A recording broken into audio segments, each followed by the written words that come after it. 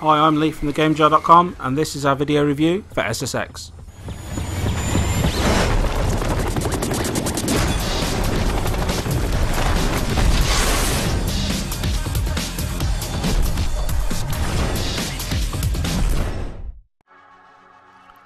It's been a long time since we last seen an SSX game and the pressure is really on the guys from EA Sports to get this one right. Change it too much and veterans of the series may not like it, not change it enough and the new kids who hadn't even heard of SSX, let alone know what it stands for, won't be interested. So they dusted off DJ Atomica, changed what SSX was short for and they gave the game a story.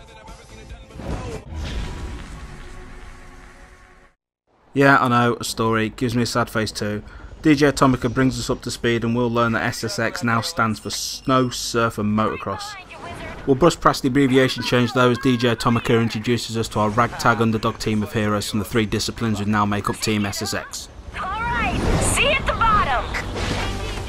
Your task was beating some fella named Griff down 9 of the world's deadly descents on the quest for superstardom.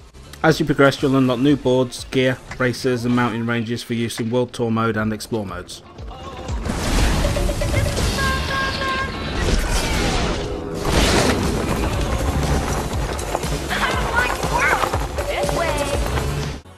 All of the riders have their own special abilities, with some being better suited to the races and others to tricks.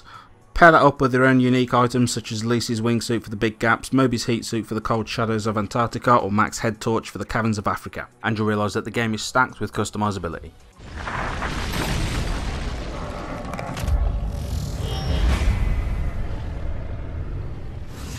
Graphically the game is stunning. Each mountain range carries with it its own style, from the snowed-in half-destroyed power stations of Siberia to the bright sunny drops of Alaska.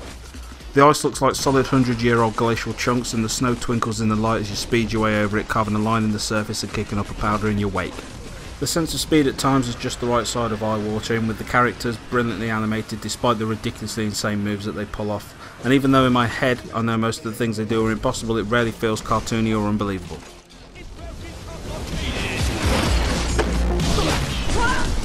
The soundtrack could have been, and let's be honest, is often a bad point in a lot of video games, but not here in SSX. Granted, musical preferences are subjective and one man's Lady Gaga is another man's Bruce Springsteen, but despite the fact I'd heard of none of the artists or tracks featured in SSX, I didn't mind a single one of them.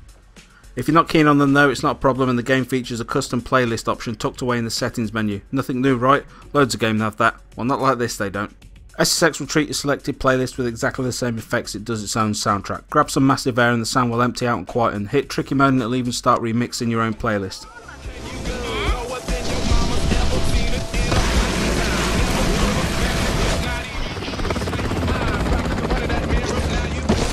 So while the soundtrack could bring a game down over time, this tiny little setting which most people might not even know is there adds massively to the game.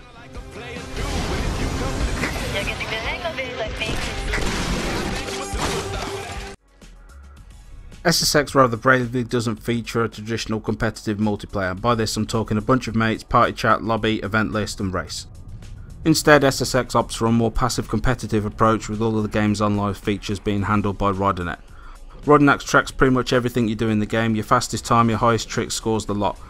While in Explore mode it will set you challenges and pick rivals from your friends list to populate your chosen event. You'll be competing against their Ghost, which is stored online, as well as SSX's own races in the hunt for those gold medals. Earning a gold won't come easy though, and you'll need a near flawless run and some careful management of your mods, equipment and boards.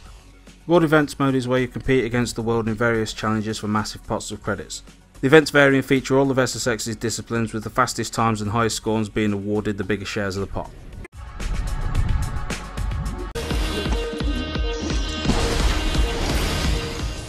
SSX took a lot of gambles with the decisions it's made. It's tough for an old game to come back after so long and be fresh while giving veterans what they want. It paid off though, and old boys like myself are well catered for, even to the extent where we have a controller option for the classic face button controls, meaning we don't even need to look at the controller map.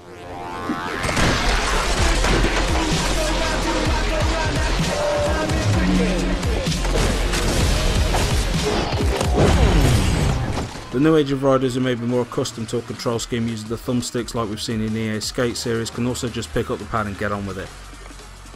This, coupled with all of those little details and the solid gameplay experience, puts this on my possible Game of the Year list. SSX is a near perfect game. It caters to the old school and the new, and tweaks some of the things that might have become commonplace in gaming and even perfects them. Either the things that you've heard feature in the game that make you sigh, DJ Atomica, I'm looking at you, either don't matter or are such a small part of the game that you can breeze past them. SSX has no real bad points other than the difficulty of the game's later races. Factor in the smile it will put on your face and the many misspent hours taunting your friends on RiderNet, and SSX scores a bleeding beautiful 9 out of 10.